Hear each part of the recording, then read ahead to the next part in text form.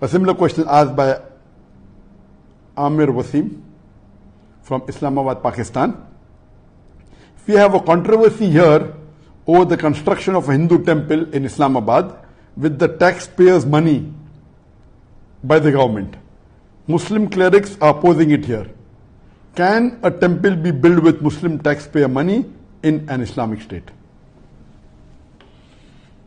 And this is another controversy that is there in the past couple of weeks regarding the government of Pakistan funding in the construction of a Hindu temple in Islamabad. And this controversy is there for the last couple of weeks. Is it permissible or not? It is unanimous amongst all the four Aimmas. Imam Abu Hanifa,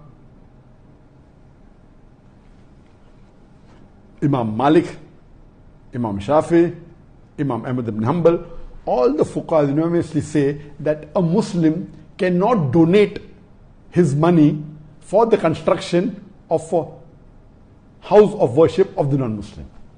Cannot donate, cannot build, cannot support. Several fatwas.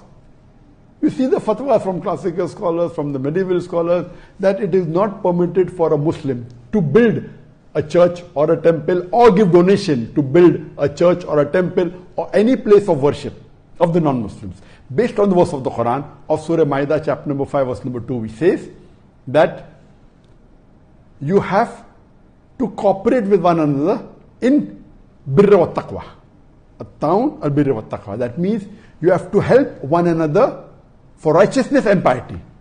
And this is a common verse which most of the Muslims know. But the verse continues and says that but you should not cooperate. You should not help one another in sin and transgression. You cannot help anyone, whether Muslim or non-Muslim, in doing a sin. And the biggest sin in Islam is shirk, is associating partners with Allah subhanahu wa ta'ala. So how can a Muslim donate?